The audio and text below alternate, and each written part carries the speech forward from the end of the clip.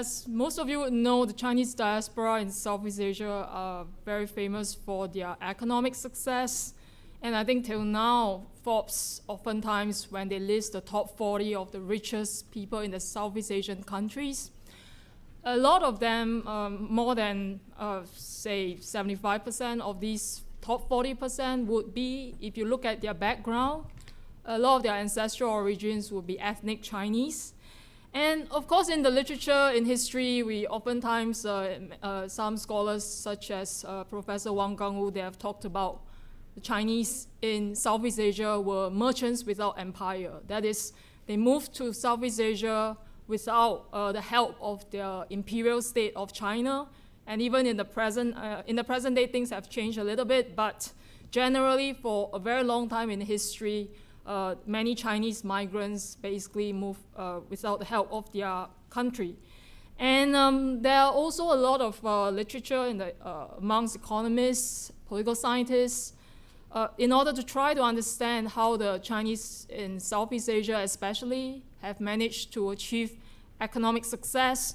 They try to understand things like the sources of their success coming from familism, what is oftentimes called 信用 or trust, as well as 关系 or networking. And a lot of these scholars tend to talk about this as coming from the Confucianist ethics. So these are the state of the field. And there's, of course, another issues relating to the trying to understand sort of like the cultural resource of the Chinese economic success. That is, as we all know, about how that might think about the culture being an inherent and stable and unchanging thing. So what is oftentimes called the kind of fallacy of cultural essentialism. So these kinds of dangers would, if we recall what happened in the 1950s, 60s, and 70s, in the immediate post-colonial period in many Afro-Asian regions, the issues of the scapegoating of the Jews in Europe, even in the 1930s, 1940s, the Indians in East Africa who were persecuted because of, in the 50s, 60s, and 70s, as they were seen as the middleman minority, Lebanese in East Africa, Chinese in Southeast Asia. So if we sort of try to understand them as having their economic success coming from their cultural resource, and if that is seen as an unchanging thing, it could lead to a sense of persecution against them as ethnic, unchanging and essentialist ethnic group. So what I'm trying to do today is really to look at a case study, but I will conclude talking about how this case study, in fact, represents millions of concrete cases of Chinese diaspora. But this particular case study that I'm looking at are the people who are of the surname Bai, and they are diaspora who are coming from a cluster of about 40 hamlets, small villages in the town of Longmen today in the Anxi region in the Fujian province.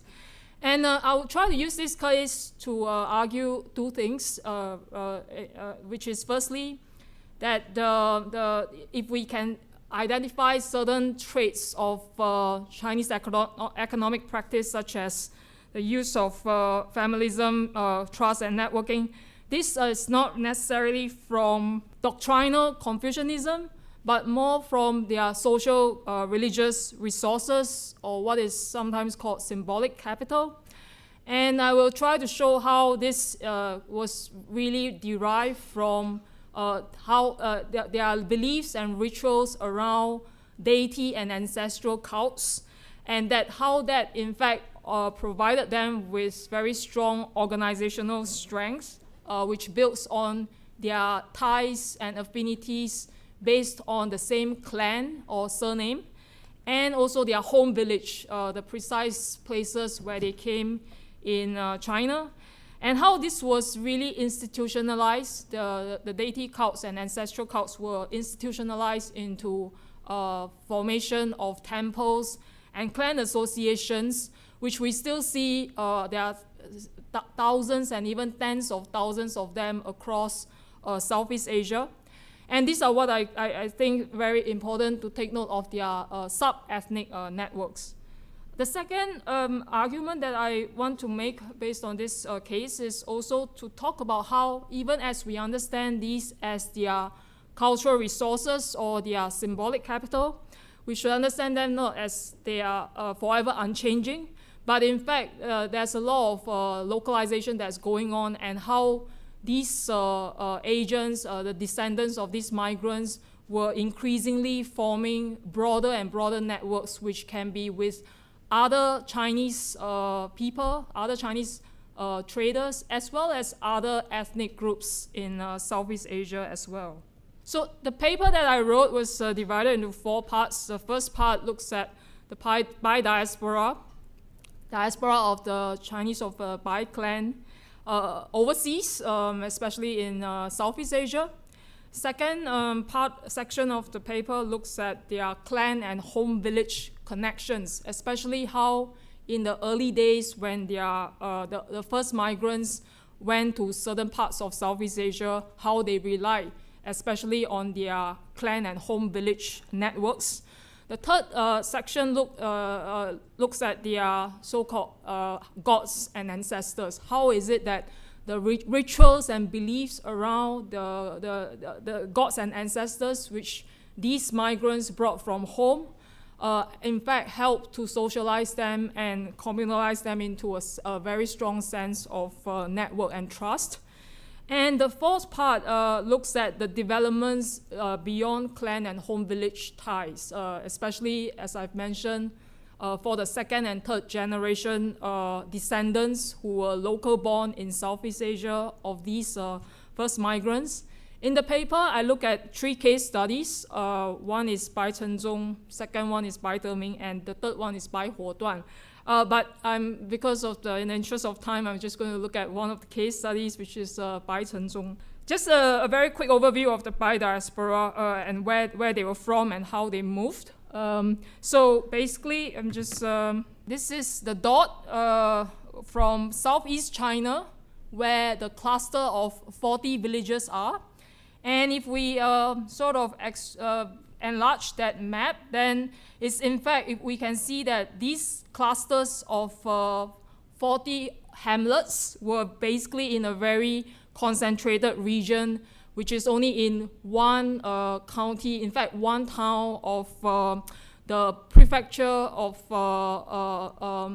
Anxi, which is in the Fujian province. And this is their spread in Southeast Asia. More than half of the diaspora are now mainly in Singapore, and the others are, some of them are in parts of Rangoon, some of them are in parts of Indonesia, like East Sumatra, Java, on the east and the western sides, parts of the Philippines, also parts of Thailand as well. So what we can identify is that they rely on their clan and home village connections, especially for the first generation migrants. All right. So in terms of, especially among the ones who just migrated, they we can see that they rely on this home help from their home villages and clansmen, with the concentration of where they tend to go. So for instance, even in a small island like Singapore, they tend to be concentrated only in particular parts of Singapore, like in the northern part in what we call Ulu Sembawang, and in also along the Tampines Road, etc. So they are extremely concentrated, and they tend to go where their clansmen and home villages went.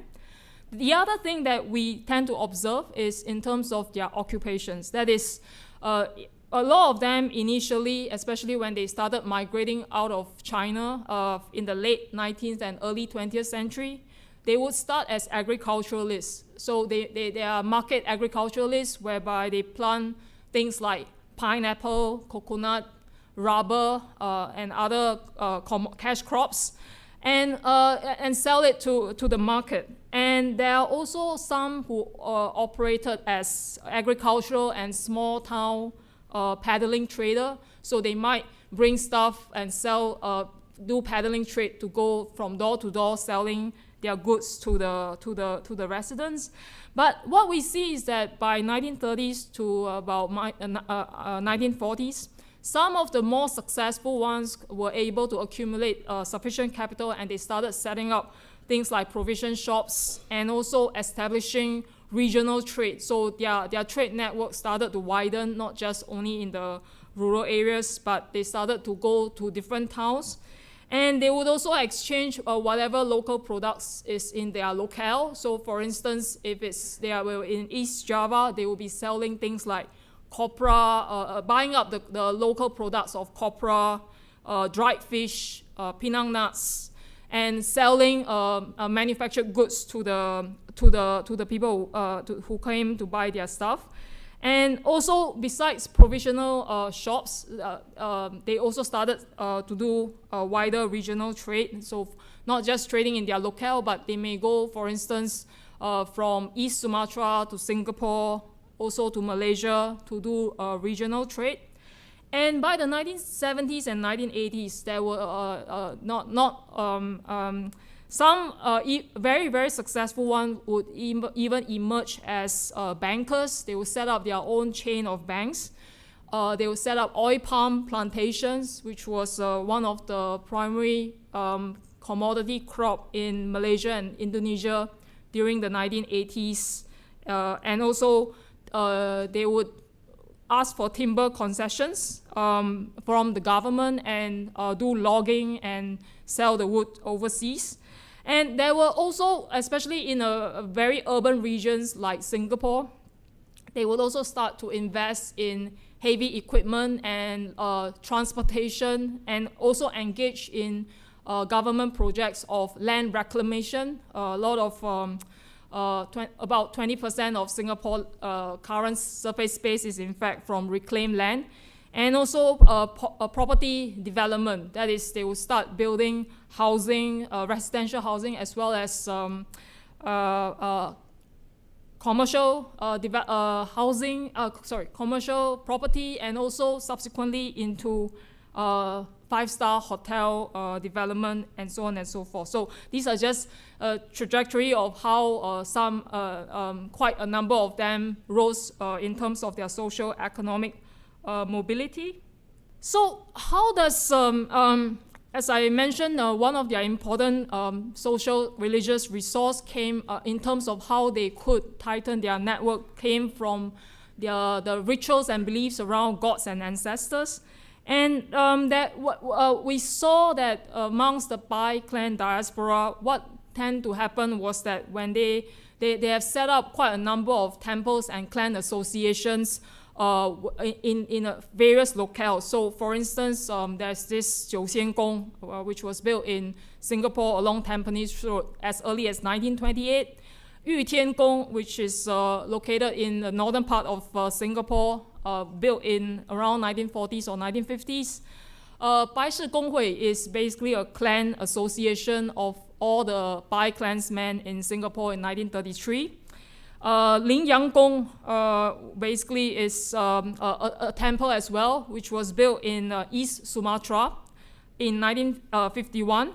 And besides these temples and clan associations, these Bai Clansmen in their diaspora, they also tend to set up collective graves. That is, if their clansmen died, they tend to be buried in the same spot. So there are some examples in Singapore as well as Indonesia. Why are these institutions very important? They were not just a place where they pray to their gods, but very important things would be the group rituals. So for instance, let me just show you the next slide. So these are just evidence of the temples. This is the temple that was built in Singapore during 1928 when they first built it, and you can see all the clansmen grouped together for the photograph. These are two of the major deities that the Bai Clansmen prayed to. One is the Jiu Tian Xuan Yu. The other one was Tian Du Yuan Shuai. There are also a couple of others, and also this indicates the altar where they put all the gods together. And this is the Bai Gong Hui, which was built, the clan association, which was built in 1933 in Singapore. Right, so as I say, these institutions were very important because they were also where a lot of the rituals group rituals were performed around these clan associations as well as temples. So especially during the festival of Clear and Bright, or what we call in Chinese 清明节, which is around April, there would be an organized visit where all the clansmen would go to the collective graves to visit their ancestors and worship and make worship rituals to them. And also during the birthdays of the deities, right? For each of the deity, they have a very important day in the Chinese lunar calendar. So the Tiandu Yuan Shuai birthday was on the 15th day of the first lunar month. Jiu Tian Xuan Ni was birthday is on the 15th day of the fourth lunar month. But what we basically see was that on these birthdays of the gods, every clansman were obliged to go to the temple and basically participate in the rituals. So what this collective belief and rituals tend to do was to actually socialize these groups into a very strong belief of their common origins. And they facilitated in terms of if there were conflicts between members of the clan, there would be a board of elders that would resolve their disputes. Also in terms of socialization, the trust network that could be built because of this common rituals and socialization was very important in fostering cooperation and partnership, business partnership between the members. And it also helps to facilitate information if there are other employment or business information where it will be shared amongst the members to engage in possible investment opportunities. Also, in terms of providing low-interest loans to the members, this would oftentimes be based on the coffers which was collected, the money that was collected for the rituals of the gods and the ancestors. But they could be turned as well, the excess of the money, the funds could be turned to finance low-interest loans to the members. And welfare as well, that these we see even up to the present day, the clan association of the Bai, they would facilitate, for instance, bursaries, scholarships to the children of the poorer members of the clan. So it's just to indicate that they have a package deal going on, and it was very much tied to their beliefs and rituals of the gods and ancestors. And I also wrote in a paper, but I'm not going to elaborate now, that these kinds of how these beliefs in the gods and the rituals foster the communal collectivity ties was a development for several centuries since the Ming Dynasty. So as early as the late 14th century until the 19th century, there was a very long time which was related to the way the early Ming imperial government imposed the taxation scheme and how the clan members institutionalized themselves based on their patrilineal ties in order to pay off the tax or evade tax burden, and so on and so forth. But like I said, I'm not going to go into this too much today. And also, what we tend to see as well was that over a few centuries, these kinds of ties were ritualized and also institutionalized that enable a lot of self-governance capabilities, capacities amongst the clansmen of the Bai as well as their home villages. So they developed very strong communal affinities. Some of it was channeled in terms of trying to build irrigation systems, road and bridges and other infrastructures, and also intra-communal conflict resolution. They do not necessarily go to the magistrate, the imperial magistrate, but a lot of it was actually solved within, amongst the resources of the common clan and also the 40 hamlets that we saw in the earlier slide. And these kinds of self-governance abilities and self-help, mutual help, that was developed in their home villages for a few centuries, they became very important resources when these migrants were going overseas from the late 19th century and even into the 20th century. So just to talk a little bit about the how, as I say, even though we recognize that there are these symbolic and social religious resources that the Chinese migrants were relying on, it's also important to see that these are not unchanging. So I'm just using this particular case study of the Bai Cenzong. So this gentleman, all right, his ancestor, who is Bai Jiuying, came from Xiapu, which is one of the villages that I showed earlier. And he migrated firstly to Singapore, and then subsequently he went to this part of Indonesia. And what happened with this very enterprising gentleman was that he brought also about 20 of his clansmen to join him.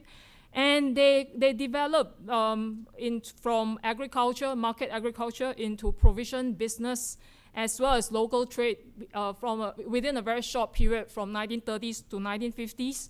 By 1930s, this Bai Jiuying, which is the ancestor of Bai Cenzong, his grandfather, he already owned a rubber mill, a rice mill, a warehouse, and also several rubber estates and a provision shop. And besides this property, he also was giving advance credit to many local producers in order to to buy up their products, and the local product was mainly rubber and rice.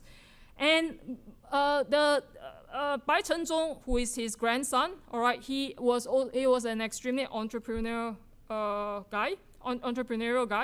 And between 1945 to 1949, when the Dutch were fighting the Indonesia because they were trying to retain colonial control in Indonesia, Bai Cenzong basically helped the Indonesians. He helped the Indonesians to basically, he smuggled weapons and food to them. So he built a very strong tie with the Indonesian military, which became very useful for him when he started to develop into timber trade and palm oil concessions during the 1970s, because these guys hold a lot of the land and property rights, and they actually gave him a lot of perks, etc. And in the present day, his children, Bai Cenzong's children, has now developed into petroleum mining, coal mining, hotelier, plantation, all the works. And these are just some of the examples of the companies that they have set up. So it's just to indicate that although initially it was very important, the help from the common Bai Clansmen and villagers, subsequently it was the wider networking that enabled this particular clan to become extremely rich and powerful. They are now one of the richest family in Sumatra, in central Sumatra.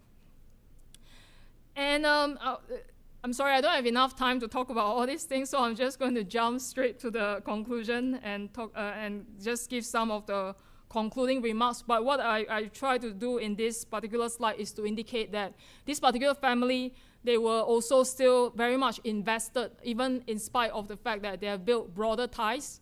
They are still going back to the home village in China and donating to the building of the temples there and other infrastructure that's involved. This slide, actually, this particular gentleman is Bai Cenzong. And this particular photo, which shows his connections with the military and all his military, the awards, was always in the most central place in their temples and in their companies and offices. They built 4 temples in total, and this is the most recent one built in 2008. It was really huge, maybe as big as this, bigger than this space, and it's in the middle of the palm oil plantation that was set up by his daughter. So it's just to indicate how it's still extremely relevant for this family, what these kinds of social religious ties may mean. So let me just conclude very fast. So my central arguments, as I say, was to say that we have to recognize the importance of these social religious ties and rituals, especially as, and also the home village ties, clan ties are very, very important, crucial means of support for the early migrants, especially the first generation migrants. But a lot of them, their descendants subsequently could build broader networks having the knowledge, being born locally, as well as knowing the local languages and the kinds of developments in whether it's in Indonesia, Singapore, Malaysia, Philippines, Burma, etc. And so my point that we need to note is that the symbolic capital or the social-religious resources, they help to ease economic migration, but it's not in terms of maintaining them as a group forever. That there's already changing networks and also how they form their networks over generations. The second point that I want to also draw out is that it's not necessarily dying out. So even as they build broader networks, we still see that they tend to remain a lot of their ties with their home, their common clan, same surname, and also home village ties. Okay, sure.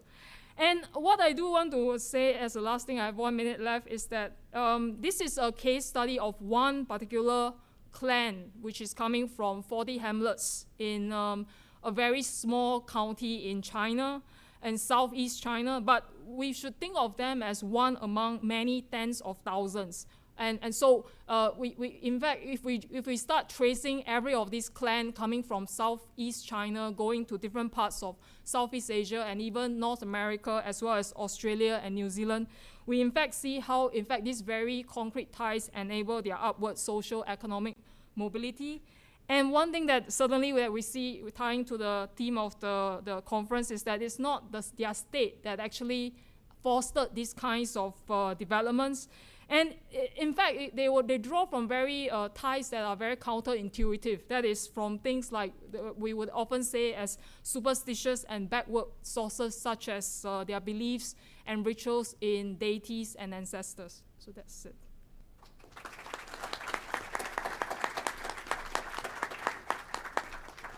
So we have time for questions. Anybody? I'm actually going to start with it, if I can take the moderator's prerogative here. So this is really great about culture, spirituality, religion. The question I have for you, and also a comment, is do you know anything about the movement today of Chinese out? And so you may know that China in Africa is a big deal because of infrastructure investment, but probably less well known is, I don't know what the number is, but there are a large number of Chinese moving into Africa to live there. A large number of Chinese who are going there to set up businesses. Mm-hmm. And anytime I put on my Africa hat on, then I sometimes instinctively feel like the enemies of Michael Clemens. In other words, the instinctive view of Africans is to keep them out. And so many African countries have laws against Chinese coming in. So Chinese are not allowed to be in the retail industry, for example, yet they're coming in. Ghana expelled, 5,000 small-scale gold diggers in Ghana maybe a year ago. I don't know if any of you know of all this. So Howard French has written this fantastic book documented, and I think it's more than 1 million people over the past several years who've migrated from China into Africa. I go into the villages, and you'll see a Chinese person in a store, okay? Just the regular, in the middle of bush Africa, if you will, excuse my language. Anyway, so that's the comments. Do you know anything about those migratory flows going into Africa today? Where are all these people when it comes to Africa and that trade? Anything you can say about that would be well appreciated. But great job. I'm a historian, but I think it's one of the things that I think is really interesting that's happening nowadays, especially after China started opening its doors from the 1980s onwards, that we actually see a turn, a shift in terms of the developments of the economic activities of Chinese diaspora. So if previously it was mainly private, as I was trying to say, these guys went out to Southeast Asia and subsequently to Americas, Australasia from the 17th century onwards without the help of their state. But I think the more recent ones, like we see also Chinese business expanding to Central Asia, Latin America, Africa, and many other parts of the world. I think there's now a shift in terms of there's more, now we see a group that's also coming out with the state-owned enterprise. That is, there's some form of state support, and I think, and I still think that there's a lot of the private things still going on. For instance, we tend to condemn the sweatshops, the Chinese sweatshops in Italy, in Europe, and also in America, also the Chinese restaurants, etc., which actually I think, to me, they represent what I feel is a very long historical trend of what I'm tracing. But at the same time, I mean, give and take that there are shifts and changes, but there's certainly one trend that is coming out, which is the state-owned. And I think what we really need to do now is actually to systematically start mapping it instead of thinking of the Chinese diaspora and their economic activities as a bamboo network, which to me is very, very problematic, because it assumes that just because one person is ancestor is from China, they will easily link up with another person from China or with Chinese origins. But what I'm actually trying to show is that it's coming from very concrete ties, which links them to very specific villages and even hamlets in China. It's not just something that is like a gigantic bamboo network that, you know, as long as they are ethnic Chinese, they interconnect. That's not really the case. So I do think that there is a need to have you know, really, I feel it could be a really major project trying to understand what is actually happening. Like even in Africa, I think one trend is the state-owned enterprise, and they have their own problematic. And then there are also other groups who are going on a private means. And based on what I know, just because I was studying together with some colleagues in Fujian, China, they were continuing to go to Italy, to Hungary, to Budapest, different parts of Eastern Europe and also Southern Europe, and they were using still very ties that we are tracing in history, which is that they are still, when it comes to their Chinese New Year, when they have a chance to go back to China, you see them gathering, you see them sharing information, you see them even sharing capital and investing in each other's ventures and stuff. And I think that really needs to be taken into account if we are, I mean, the historical trend and also how it's beginning to shift and also have certain similar parallels in the present day. One of my areas of study is looking at the Afrogenic dimensions of the cultures of the diaspora. So I'm looking the Afrogenic, those dimensions of the cultures of the diaspora that can be traced back to an African root. And the ways as well in which Africans have maintained traditional spiritual systems and beliefs in the face of the incursion of both Islam and Christianity. And so interested in that kind of how do we survive within perspective, I'm interested if you can shed any light on the ways in which the Chinese immigrants that you describe have accommodated to the traditional spiritual beliefs of the place in which they find themselves, as a part of that localization that you described. I think, of course, for this very short presentation, I didn't have a chance to really show how, for instance, what kinds of things were happening in terms of the actual localization that was happening in many of these clansmen of the Bai in different parts of Southeast Asia. But what you start seeing happening was that, for instance, if there are temples, the first temple that was set up by their ancestors, there may be 5 Chinese gods that were sitting on the altar, which is carried from their home village. But then when you look at the more recent temples that were set up by their descendants, you see that they started to incorporate many other things that were not maybe not even from China. They may put a so-called dato, which is a local territorial god, and they would be dressed like the local person, and they would not be given any pork or any things that were seen as offensive to the Islamic religion, but they would be set up that, I mean, incorporation of these kinds of local elements started to happen, not just in their temple settings, but also in terms of their interaction, in the way that they behave, and their cuisine, their dress, etc. So I do think there's a lot of these localization elements that was going on, but like I said, it's going to take another presentation to sort that out in a systematic way. I have a somewhat related question. I was wondering, your case study of the Bai family clan member in Indonesia, how did he and his family respond to the events of 1965 when there were killings of communists and ethnic Chinese in Indonesia? How did they handle that, and what do you think the effect of that was on the identity and so on? I think a very interesting thing with the 1965 thing, that's of course one of the first questions I asked when I interviewed these people of the Bai Clansmen in different parts of Indonesia. And a really interesting thing that you started hearing was actually, it was quite astounding. In different corners of Indonesia, there was one part, the one that I talked about in the presentation, they were in fact, they were like, 1965, they have to like really think. I said, yeah, 1965, isn't there a lot of killing? And the lady that I was interviewing, she was like, no, everything was fine and great. And then it suddenly hit me that they were actually, it was quite peaceful for them because they were not really that rich. But 98, they remembered very well. 1998, of course, there's another spate of anti-Chinese violence that's going across the entire Indonesia.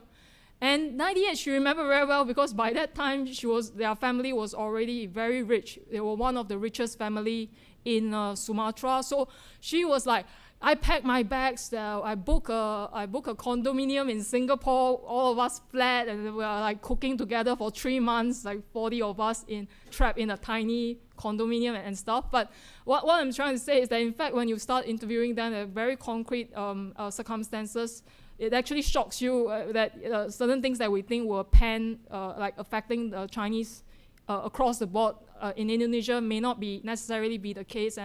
But yeah, so I think there's another. I have no more time. I think so. Yeah. So maybe the last one I'll just talk about it later.